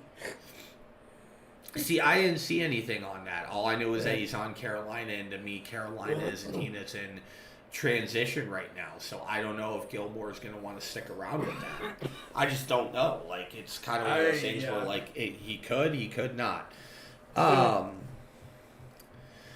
See, Tyrion Matthew, though, I do not see him staying in KC. I don't either. The only way I see him sticking around in Kansas City is if they're able to make another deep playoff run. Or if they're able to get some secondary help from him, because obviously Sorensen isn't the answer. Not even close. Not even remotely close. Like, I see a couple, like, because there's two players here that I have on this list immediately for Tampa Bay, of guys that I don't see sticking around in Tampa Bay unless they take a significant cut. You know, JPP, his market value is at 2 year, $22 million, so $11 million a year. Tampa Bay could probably pull that off. Mm-hmm. I have a weird feeling that if Tampa Bay was going to keep anyone out of those two between JPP and Godwin, it would probably be JPP. Probably. Because they're not going to have Yeah. to spend as much on him. Right. And know? also, I mean, they already have offensive weapons. Mm-hmm. You know, so, I feel like they'd be willing to let him walk. yep. Calais Campbell is an interesting one because it's not showing any. I didn't see any market value for him, but I feel like he has been a very crucial part of that Baltimore defense because the Baltimore defense has been playing fairly well. It's just whether or not, because Calais Campbell's close to the end of his career. Like, what you get him 1, maybe 2 more years. Yeah. And then that's it. So, I mean, and then Dante Fowler with Atlanta, he doesn't have any market value either, but he's another one of those guys where he's kind of close. If I'm not mistaken, Fowler's been in the league for a while. Oh, yeah. Yeah, you're So right. I don't really know. Like, I don't see him. He might stay in Atlanta. Who knows? Like, Yeah. it's a possibility, but like you don't really know what they're going to end up having to give up, what they're going to end up giving him, and also whether or not he's even going to want to stay there with the way Atlanta's been playing. Would you? No, I wouldn't. No, not right now. I sure shit wouldn't want to be in that, No. be an Atlanta team right now. I don't want to say any Atlanta team because the Braves just went and won the fucking World Yeah. Series, but Yay. one of the few times in my entire life I would ever say that I would root for the Braves because I've always hated the Braves. Well, yeah, that makes sense. Being an Indians fan, Yep. seeing what the fuck happened there in the 90s, I know there's a lot of people who are like, blah, blah, blah. And it's like, nah, fuck you. Fuck the Yeah. Braves. I know plenty of people who are Braves fans. And I love the fact that they went and they beat Houston because right now, the Astros are, and I know this is off topic as fuck, but the Astros, being the fucking cheaters that they are, like, you want to know what blows my fucking mind? Is the Astros got caught cheating, and yet they still allowed them an opportunity to go to another World Series within a couple of years. See, what I was really shocked that they didn't, like, suspend them for, like, 5 or 6 years from the playoffs. Right, I would have, that's yeah. what I would have done, been like, oh, okay, you guys clearly can't go ahead and do it without being bullshit, Right. so it's not going to matter. You guys can go ahead and win every single game. You're not making it to the playoffs. Fuck you. Like, that's where I would have been Oh, with yeah. it. Like, fuck those guys. The Houston Astros are the New England Patriots of baseball. Right now they are, yeah. Yeah. Right now they are. Yeah. And it's kind of, like, it's kind of kinda fucking sad. sad. Yeah. But, but yeah, back to this, though. I feel like, looking at the teams that are here, though, I feel like Seattle, I have a feeling that Seattle, especially if Russell Wilson ends up leaving, Seattle could go and potentially end up with a shit ton of cap. Oh, yeah. And, like, I feel like if they're gonna, like, if Seattle was looking to do a rebuild, this offseason would be the one to do it. You got a little bit of cap in your pocket. You go ahead and you trade Russell Wilson and you have that contract become somebody else's problem. You are probably more than double your available cap per year. Oh, completely. You're right. You now have the ability To get some defensive players. to rebuild your defense. Yeah. Get a quarter, you know. Get Maybe like a go ahead quarterback in and the draft. sign a quarterback, you know. There's some quarterbacks that are available out there that I'm not going to mention, you know, Nick Foles. Like, you know, there's some quarterbacks that are out there that you could possibly go ahead and scoop up on the cheap. You can, shit, dude, hell, even if you were to go ahead and trade Russell Wilson and get some draft capital, because you know you would get some draft capital out of it. Oh, yeah. You know, I mean, I could see Russell Wilson going ahead and pulling whatever team it is, a couple of first-round picks. Oh, at least. Maybe. Like, maybe even a second-round pick or two. Like, if it's... Hell, I would put Russell Wilson's draft value pretty close to what Stafford got. Oh, yeah. You I know? can see So that would yeah. be 2 first rounds and a second-rounder. I mean, That's that not would be bad. pretty good. Yeah. Like, you go ahead and you open up your cap on that. I Get a mean, fuck it, quarterback. why not? Get a running back. And get a defensive player, maybe an offensive lineman. See, to me, I would say try to, if you have the cap, you get an offensive lineman, grab maybe one or two of these experienced defensive players.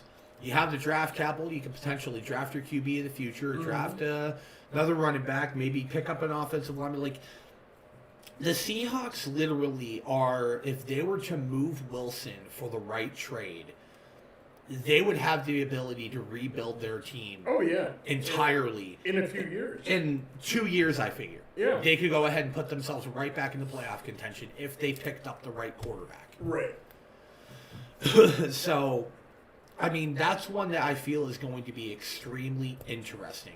Denver's another one. Like, to me, Oh, I yeah. feel like Denver is making the moves to. I feel like Denver is making the moves to put themselves into a soft rebuild too. Try Yeah. to rebuild for the future. Because if they're moving Von Miller, who was their best defensive player, Oh, completely. Yeah.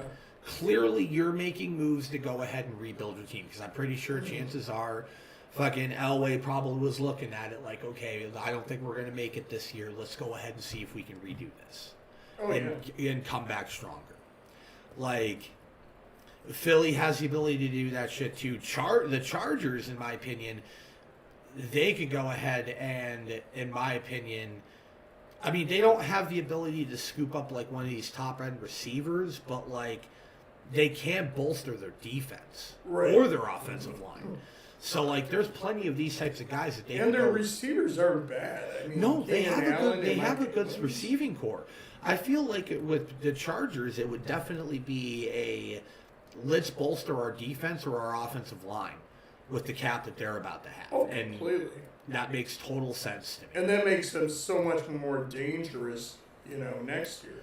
Right, like you know what? Talking about the whole Tyrion Matthew or Stephon Gilmore thing. A team that I would like to see, though, either one of those two guys, really any one of these defensive players go to, would be Washington. That would be interesting. Like, could you Yeah. imagine a Chandler Jones or a Tyrion Matthew in Washington with that current group that they have? Yeah, that would be crazy. That would be disgusting, Oh, wouldn't I it? know. Like, that would just be nuts. Like, well, I mean, and I feel like the secondary is where they're weakest at. Oh yeah. So, Definitely. like, picking up a Stephon Gilmore or Matthew would make them so much better. yeah, it would turn And- them, it would switch them up almost overnight. And maybe, then we wouldn't be having this conversation about how disappointing the Washington defense is this year. Right. I mean, the one thing that I see here right there at the bottom is Cleveland with that 9.5 million. And there's been talk of, because I know Baker Mayfield is in the last year of his contract here too. I didn't look up his current market value, but there's been a lot of talk and speculation on him potentially getting a $40 million a year contract. Nah, I see him more in like 20, 25. 20 to 25 is where I have him at best. Yeah. And if they throw that kind of money at Baker Mayfield, the Browns literally are going to royally fuck themselves, because you're going to be going ahead and giving him Patrick Mahomes style money, and then you're going to be running into an issue that the Chiefs are now running into, or already starting to run into, is what money are you going to have to throw towards anybody else for that team? Well, right, exactly. Like, what are you going to do? You're going to be pulling money out of your ass, trying to go ahead and Yeah. find a way to pay these guys, and it isn't happening. And to me, I don't feel like Baker has done enough to earn that level of money. Nah, I don't think he's an elite quarterback. I think he's like right underneath there. I mean, he's good. Yeah, He's a good player, but is he quote unquote elite? No, he's not. I'm sorry, he's not. But yeah, like I just kind of looking at this, like I feel like I feel like the main reason why I wanted to bring this stuff up. I'm gonna put you down right here, buddy. You're killing my legs right now. Is I feel like this off season, and this is what we'll wrap up with here this week. Is I feel like this year's off season is about to be one of the craziest we've ever seen. Because, like, just looking at the names that we have here, and this is not talking about, this is going against, like, what we've been talking about with Aaron Rodgers, the potential of Russell Wilson, or, like, what Devontae Adams or anything like that. Just looking at the names we have here on this list, these are all big names. Oh, yeah. And this is just the first 15 that I found. There's a lot more. Wow. There was other guys that would have probably been worthy enough of putting on this list. I just didn't have the fucking space for it, and I didn't want to go through every single fucking free agent. I just wanted to throw some examples out here to be like, the NFL after this season is going to look very, very, very different, and it is going to be changed drastically. So I feel like a lot of these, like, to me, and also the reason why I wanted to put this top 10 out there is because I wanted to kind of, I know that there's a lot of guys who go ahead and probably already see some of this stuff, is that there's a lot of teams that are playing really bad football that as of next year or next 2 years have the potential of being playoff teams again. Like Jacksonville, with the level of cap that they have right now, that they're not going to be spending on receivers, that they're not going to be spending on running backs or a quarterback. Jacksonville has the potential to be a very, very scary team here in the next couple of years. Oh, definitely. Philly, they have their quarterback. They need skill position players. They need defense. They need offensive linemen and running backs. Like the Philly needs a lot, but they have the cap to go ahead and make that swing. Denver looks like they're setting themselves up to make some very big moves. Carolina should be making some big moves. Oh, yeah. Same thing with Seattle. The Chargers literally have the ability to potentially pick up one or two fucking players to put themselves into Super Bowl contention. That would be interesting. You know, same thing with Baltimore. Oh, yeah. Same fucking thing. Yep. Baltimore, in all reality, like, Baltimore could go ahead and scoop up, like, did you imagine Lamar going ahead and having, like, a Chris Godwin or an Allen Robinson with Hollywood Brown and Mark Andrews? Oh, that would be great. That would be That amazing. would be disgusting. That would be so fucking crazy.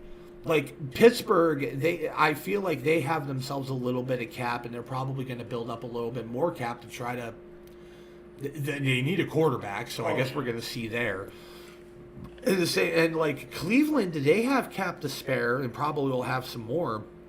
But as long as they don't blow it all on fucking Baker, they got the potential to do something really special and continue to build that team. The same thing with Washington. Like every single one of these teams, like when I look at this, is I see a lot of playoff caliber teams, especially here in the second half of it. Because Chargers playoff team, Baltimore playoff team, Pittsburgh and Washington maybe not so much, but like they're a piece or two away from being a playoff team. Right. And then Cleveland, I mean, in my opinion, when Cleveland's at full strength, they're still a Super Bowl contender. Oh, completely. And So, can you like- imagine if they got what do they really need other than maybe another receiver? They could use some help in their receiving core. Maybe a secondary Yeah, player that's kind of what I would. or a linebacker. Yeah, but like- not very much that they really need. Well, I mean, a little bit of help on the defense probably wouldn't hurt. Right. Not to say that they need it, but like it wouldn't hurt. Mm-hmm. I would say, if anything, receiver, and as much as I hate to say it, maybe moving on from Baker and finding somebody different. Yeah. You know, whether it be them trading for somebody. Could you imagine a Russell Wilson? I was thinking about that. Like, what if they were to see? To me, I feel like if Cleveland were to pick up and a Russell Wilson or an Aaron Rodgers, it'd be game fucking over. Oh, completely. It would be game fucking over because chances are, like, because if Aaron were to go, Devontae would take a pay cut. You know, Devontae would like, I'm not looking for max money because I'm going to go with my boy Aaron over here to a team that's already a fucking super team, basically. Oh, yeah. You guys can go ahead and pay me $5 million a fucking year. I don't care what my market value is because now I'm going to win championships. Oh, yeah. Completely. And you know Aaron will take a pay cut too. He'll pull a total Brady. yeah. Be like, fuck it, dude. Pay me the minimum. I've already made my money. Right now it's about winning. Right, exactly. You know? You're absolutely So, right. like how he even said it this season when the Packers were trying to offer him fucking max money. And he's like, that's not what this is about. Like, Yeah, you can't- I've made my money. Like, Aaron Rodgers has made his money. And then some. Like, he probably makes as much. He makes millions off of those fucking State Farm commercials. Oh, God, yeah. And shit like that. Like, he doesn't need the money. It's not what this is about anymore. Like, he's trying to take a page out of Brady's book and be like, I will take less money if it means that I have the ability to go to a team and have the players around that I can actually go and compete for a ring. Yeah. And that makes sense. Like, Russell Wilson, I feel like, should be doing that. Because Russell Wilson, I remember one of the things about it is when they were looking to sign Jamal Adams to that long-term deal, Russell wasn't willing to give up any money for it. Now, I've heard a couple of different things about this, and part of me feels like it could be because Russell Wilson's being selfish and doesn't want to give up his nut. But I feel like a big part of that might be the fact that maybe Russell Wilson isn't sold on what Jamal Adams can do and doesn't think that he should be getting paid the level in which he's getting paid, which feels like a more believable scenario Oh, yeah. than Russell Wilson not willing to give up money. You know, because like if it was a matter of being like, yo, hey man, if you're willing to give up $5 or $6 million a year, we could go ahead and bring a couple of these other guys in and put us right back into Super Bowl contention. I would assume that Russell Wilson would do that. Oh, completely. Like, I would assume he would do it without question of being like, oh, if it puts us back in that contention, then absolutely, let's fucking go. Yeah, exactly. 'Cause, But- I mean, I don't think he needs the money either. No, I really don't either. I feel like wherever Russell goes, and not to say that he doesn't deserve a good chunk Oh, of no, money no, because he's a he's- great quarterback, but I feel like a lot of these guys who are trying to look for these huge nut contracts need to possibly take a page out of, and I hate having to say take a page out of Brady's book, but they should take a page out of Brady's book. Be like, yo, man, this guy's taking less and less money, it seems like, almost every single year in order to give these other guys a chance to make more money to come and play with him. And these are a lot of guys who are already taking pay cuts because they're literally going in there to play with Tom. Because a lot of the guys that you see that are going on there, you know, Antonio Brown isn't making max money. No. Gronk? Leonard Fournette isn't making max money. Gronk isn't making max money. Ndamukong Suh isn't making max money. No. They're not looking to make max money. No, they know they're going to get paid either way. They're making Right. money. They're making good money. They're making great money. Yeah. To them, it's not about the money anymore. All of these guys have already signed bigger nut contracts with somebody else and gotten a big chunk of fucking cash. Oh, yeah. To them, it's not about that anymore. Oh, It's no. about Winning. competing for fucking rings. And, like, that's something that I feel, as much as I hate to say it, and as much as I, you know, have even gotten on my whole Tom Brady's not the GOAT thing lately, that is one thing that I will give to Tom Brady above all these other fucking quarterbacks, is he is willing to try to say, hey, let's stop worrying about the money here for a moment, and let's try to do this thing together. Let's try to put Right. together a team. And that's how those super teams, like, because people are trying to tell me that those super teams do not exist. I'm like, yes, they do. Oh, yeah. Completely. He's building these super teams by not only giving up his money, but he's talking other players into taking less money to come and play with him. Right. And these are guys that could be going out and receiving damn near close to max money elsewhere. True. You know? Yep, you're right. You know, like, in all reality, if Gronk didn't want to play with Tampa Bay anymore, even though he's injury prone, he could go to a team like Houston or a Miami or a Jacksonville or a Philly and get close to, like, if the teams wanted him, he could go out and get damn near good money because he's one of the best tight ends in the league still. Right. You know, Ndamukong Suh's old fucking crusty fucking crazy fucking ass could still go to a team and be able to pull good money. Like, I feel like I feel like there's a bit of a changing of the guard when it comes to how the financial aspect of things are. Like, because a lot of these guys, a lot of these younger guys are looking to get that big nut contract. Like, to me, Chris Godwin, looking at what you're getting there, homie, you're not going to be staying in Tampa Bay. Chances are you're going to be going to a lesser team, and you're going to be making more money, and your chances of getting another ring are now gone. Oh, completely. Until you Yeah. go ahead and, let's say, you finish that 4-year deal, you make that, let's say, $70 million, you are going to go from being on a team where you're averaging huge amounts of wins to maybe going 8-8 every year, depending on where you're going to Yeah. go. You know? Could you imagine Godwin in, let's say, San Diego? That would be an interesting one. That would be an With interesting Mike one. Williams, Keenan Allen in him. Wow. That would be pretty That would be a insane. good one. That would be a really good one, especially like with Justin Herbert. Like, hell, and like even if like say Godwin were to go to Jacksonville, Oh, that would be a pretty decent deal. sitting there with Yeah. Trevor Lawrence, going ahead and making that money there. You got your quarterback, the offense that's doing okay. Like, well, that offense has got a lot of talent because him and Chark and Chenault and Jones, Robinson. like, would be, yeah, and then Robinson, like, that would be a really scary offense. Like, Oh, yeah. and the thing is it's like Trevor Lawrence wouldn't have any excuses anymore at that point outside of the coaching, especially if you were to replace Urban Meyer. Like, you throw a guy like that in there, man, like, Trevor Lawrence isn't going to have a damn bit of an excuse for any of it. Yeah. So, like I said, wrapping it up, man, like, that's where, like, there's a lot of crazy things that are about to happen in this offseason, and I think people need to start paying better attention to it. Like, stay tuned here, guys. This is about to get nuts. Ooh, I can't wait. Neither can I. Like, part of me kind of wants to get us to the playoff point of the season Yeah. so we can start seeing what's about to really happen. Oh, But yeah, here, wrapping things up here, guys. I know we don't got any viewers here at the moment, but Hi. right.